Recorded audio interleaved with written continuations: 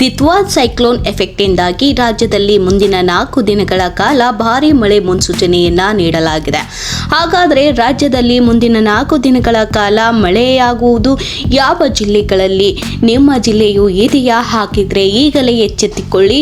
ಯಾವ ಜಿಲ್ಲೆಗಳಲ್ಲಿ ಮಳೆಯ ಅಬ್ಬರ ಮುಂದುವರಿಯಲಿದೆ ನೋಡೋಣ ಬನ್ನಿ. ದಿತ್ವಾ ಚಂಡಮಾರುತದ ಪರಿಣಾಮ ರಾಜ್ಯದಲ್ಲಿ ಮುಂದಿನ 4 ದಿನಗಳ ಕಾಲ ಭಾರೀ ಮಳೆಯಾಗಲಿದೆ ಎಂದು ಹವಾಮಾನ ಇಲಾಖೆ ಮುನ್ಸೂಚನೆಯನ್ನ ನೀಡಿದೆ. ಬೆಂಗಳೂರು ಸೇರಿದಂತೆ ಹಲವು ಕಡೆ ಭಾರೀ ಮಳೆಯಾಗುವ ಸಾಧ್ಯತೆ ಇದೆ. ಕರ್ನಾಟಕ, ತಮಿಳುನಾಡು, ಕೇರಳ ಹಾಗೂ ಆಂಧ್ರ ಪ್ರದೇಶದ ಕರಾವಳಿ ಪ್ರದೇಶಗಳಲ್ಲಿ ಡಿಸೆಂಬರ್ 1ರಿಂದ ಭಾರೀ ಮಳೆಯಾಗುವ ಸಾಧ್ಯತೆ ಇದೆ.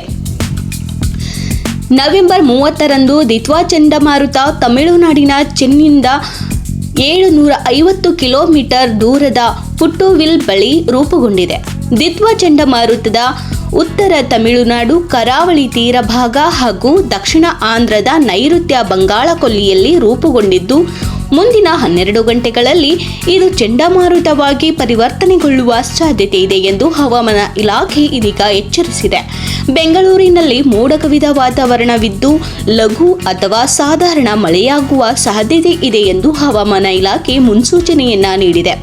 ಕರಾವಳಿ ಜಿಲ್ಲೆಗಳಾದ ಉಡುಪಿ, ಉತ್ತರ ಕನ್ನಡ, ದಕ್ಷಿಣ ಕನ್ನಡ ಜಿಲ್ಲೆಗಳಲ್ಲಿ ಒಣ ಹವೆ ಇರಲಿದೆ.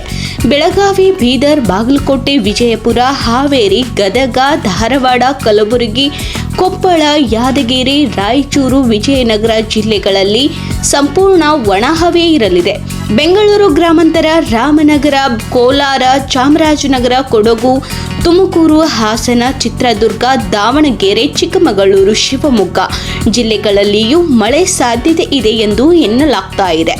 ಮಾಹಿತಿ ನಿಮಗೆ ಇಷ್ಟವೆನಿಸಿದ್ರೆ ಈ ಕೂಡಲೇ ವಿಡಿಯೋಗೆ ಲೈಕ್ ಮಾಡೋದನ್ನು ಮಾತ್ರ ಮರಿಬೇಡಿ. ಲೈಕ್ ಮಾಡಿ ಹಾಗೆ ಶೇರ್ ಮಾಡಿ. ಧನ್ಯವಾದಗಳು.